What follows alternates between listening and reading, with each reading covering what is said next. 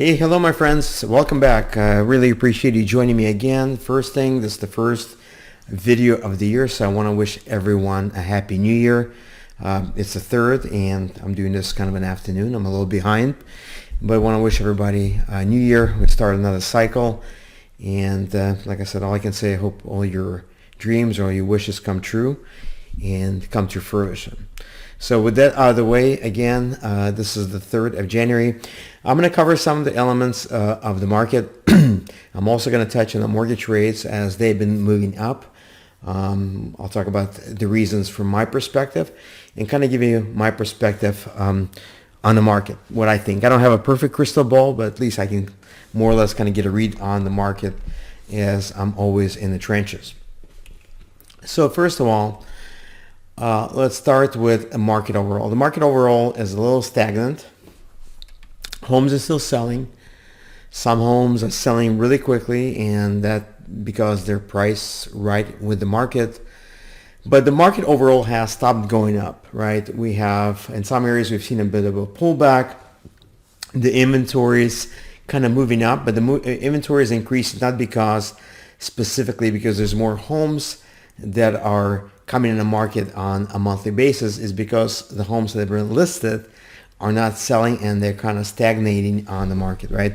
So we're seeing more inventory. We've seen the homes that are selling are at the highest demand. Homes that have some issues with them, whatever that is, maybe location, maybe condition, whatever that is, they're just going to lag behind unless the seller is willing to price it more with the market or what the market thinks is going to sell. But overall, we're doing fairly well. It's still a seller's market in most areas except some areas outside of San Marcos like Escondido and certain areas in Oceanside. But overall, the market is doing well. And again, San Marcos, depending on the area, either you're 92069, 92078, we have many subdivisions.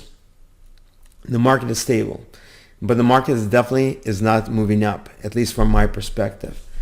Well, there's a couple of reasons why it's not moving up, and we can just kind of jump on rates. We can talk about the rates a little bit more and see what's going on. So as you know, let me see if I can pop this up real quick. Gotta bear with me as I'm doing this. Oh, by the way, if I haven't mentioned yet, my name is Orzhel. I'm hoping you already know this. I'm a broker, owner of Realty Max. I've been doing this for the last 22 years. I've been serving San Marcos for probably the last 16, 17 years, so I know the area very well. Sold quite a few houses here, and ideally people know me because I get things done quickly and I get you the top dollar. In fact, I guarantee top dollar 100%. So let me jump into where I wanted to jump. So let's go here. Whoops, not quite what I wanted to see. So as you can see, the mortgage rates, even though the Federal Reserve has been lowering the rates, and a lot of people confuse that. The Federal Reserve, when they lower the rates, they really lower them for interbank lending, right? That's what each bank or they charge themselves for overnight money. Sometimes that has an effect on mortgage rates. And this particular time in place, as you can see, as they originally did a half a point reduction right here.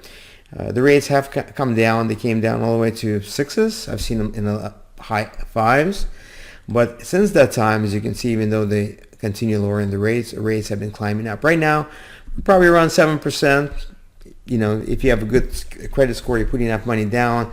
So somewhere around 7%, 6.9, 7.2, depending on your situation. Why is this happening? Because a lot of people want to know why it's happening. Well, the real reason it's happening is, at least my view of this, the market perceives inflation on the way. So, like it or not, our United States has a debt of $7 trillion. I know it's hard to even say $1 trillion. Just to pay the interest on that cost us, the taxpayers, because we're the ones paying for that, about $1 trillion. Just it's hard to get our kind of mind around that. $1 trillion just for the rate. So what they're seeing is at some point they'll have to lower rates because they're gonna have to lower what the cost is of paying down this debt, right? So I think the market, what they're seeing here is they're seeing inflation coming up, and they're seeing that they're going to have to lower the rates. And the banks really, they're kind of afraid, right? What happens when inflation? As inflation goes up, are people going to get fired? Are people going to lose jobs? So, it's a really delicate line. But overall, as far as real estate goes and long term goes, real estate will continue moving up. Rates go up, rates go down. As you can see, rates coming up right now, so it kind of stagnated the prices. In some areas have pulled back the prices, maybe 5-8%. But overall, we're still, if you're waiting for a crash, as I said before, don't wait for it. It's not going to come. It's not going to happen. Okay, if it's going to happen, it's going to be a short-term kind of correction. But overall, because of inflation, just like you see gas prices, just like you see food prices, the cost of building homes, the cost of materials, the cost of land, the cost of permits, all that's going to go up, and all that's going to do is create inflation for the housing market and continue to do it. In fact, I touch on in my newsletter this month that you're going to receive about helping your kids, because what you have a situation where your kids, when they're ready to buy, they're going to have a very difficult time, right? Because even if you're looking at prices of homes right now, and they are very expensive, right? If you look at income is lagging way behind, in most cases, behind prices. So, I've talked to my son a couple of times. He says, well, it was so much easier when you were younger. I said, yeah, it was easier, but, the prices were down as well, much less. And we were making less money, right? But I think the income, let's say 15, 20 years ago, was a little more in line with the price of homes. Right now, there's a huge divide between that. So anyway, if you have kids and you do want them to move out at some point, you may want to consider buying an investment property for them now and, keeping it as a rental. And when they're ready, you maybe can sell it to them, if you want to sell it to them at your cost or a slight profit, because ultimately, remember, when you have an investment property, you're able to get tax advantages such as you're able, obviously, to claim the interest off your mortgage on that. You're also going to be able to deduct paper losses on the property every year, so you're going to be paying less taxes. But anyway, I really want you to think about it, because obviously there's going to be some homes coming up in certain areas, condos, townhouses, it doesn't matter. Ultimately, you just want to jump on a train, and if you want to help them out, it doesn't matter if you get a townhouse. I prefer townhouses versus condos, but whatever it is, whatever you can afford, jump in it, make sure the numbers make sense. And if you want to talk to me about what you can afford or not, feel free to give me a call. We can look at some availabilities, some new stuff coming up as well. If you probably already know, if you've been following me, I do mortgages. I'm a mortgage originator, and we can at least kind of look at what you can afford, look at the rates, look at your options. Most people want to do fixed. Some people want to do some kind of a ARM, adjustable rate mortgage, where it's fixed for a certain amount of time. Ultimately, you want to get in to whatever you're going to buy for them. And when the rates do go down, because I do think they're going to go down, I'm not sure if it's going to take a year or two, but they're going to have to go down. This is my perspective because of our national debt. Our national debt is not getting smaller. The interest payments on that are going to just multiply. So they really need to get that lower, and the only way they can do it is by lowering rates. Anyway, so let me get off my soapbox. So again, market's good. Market's going to be continuing to do well. There may be some fluctuation, just like anything else.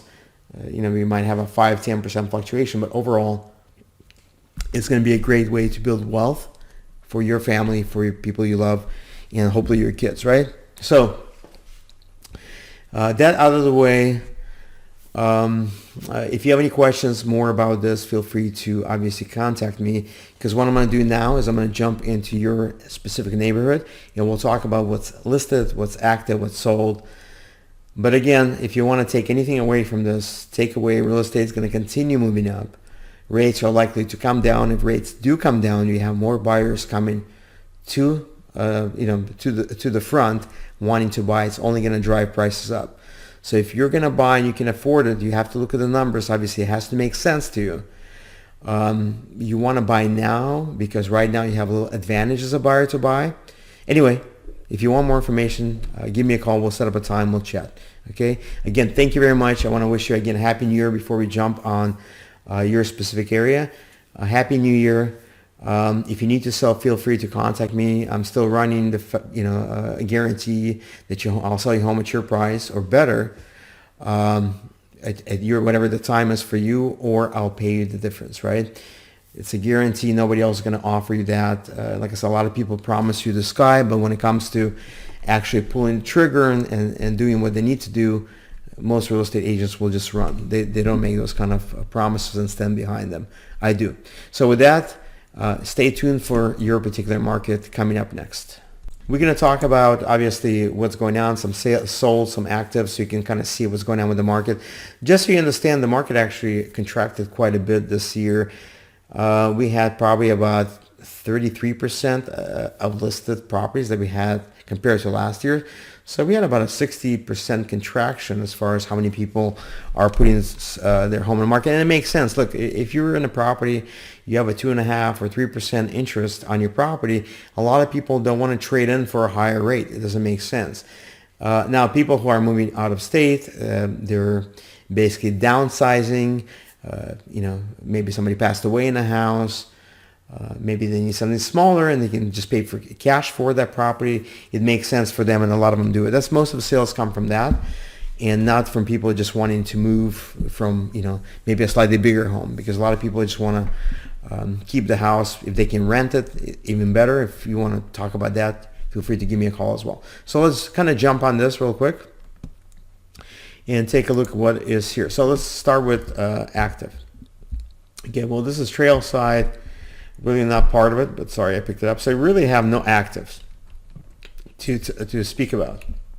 This trail side, take a quick look here. Yeah, this is kind of outside Discovery.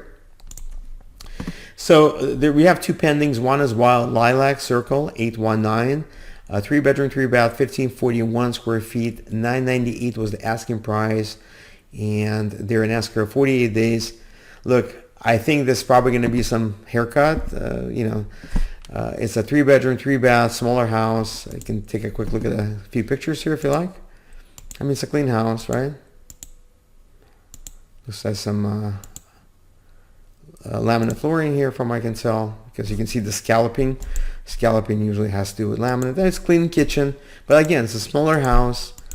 Looks like they did some minor remodeling.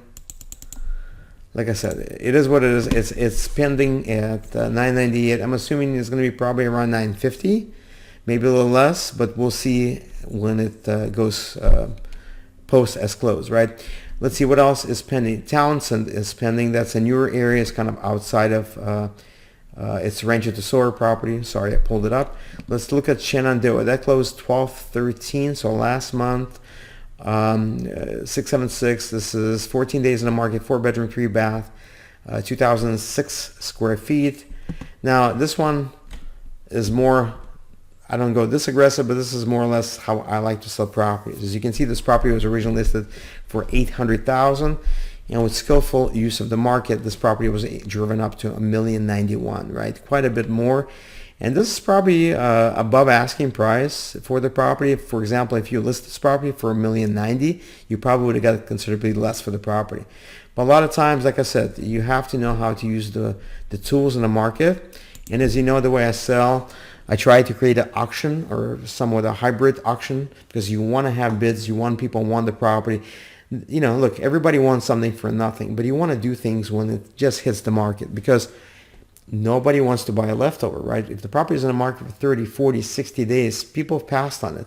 There's no buyer that's going to pay full price. They're going to try to obviously come in low ball, unless your property is some exceptional property. And sometimes you have this situation with properties that are $5 million, $4 million, $6 million, because there's a smaller pool of buyers. So with that, I look at it in a different way. But when it comes to properties that are within $1 million, 1.5, depending on the area, right?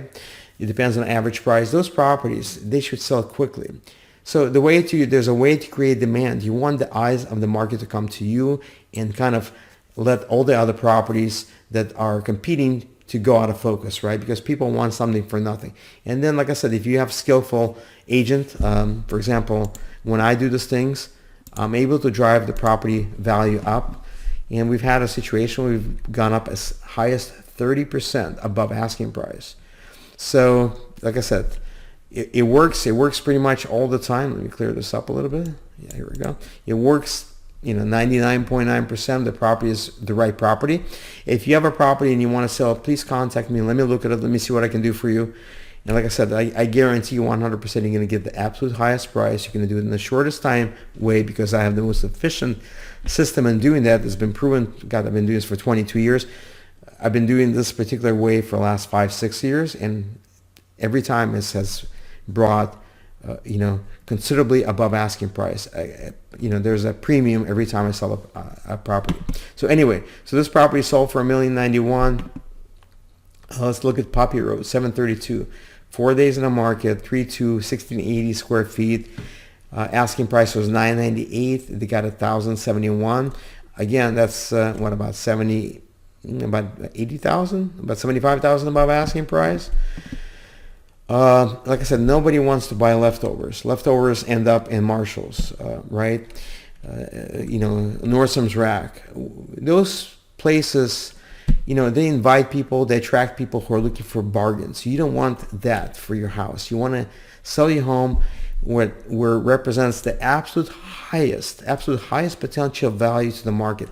And that happens within the first week or two at most, right? Everything else after that becomes a trend where your property value starts to drop. It's detrimental. So you really want to be able to be efficient and effective when you sell the property.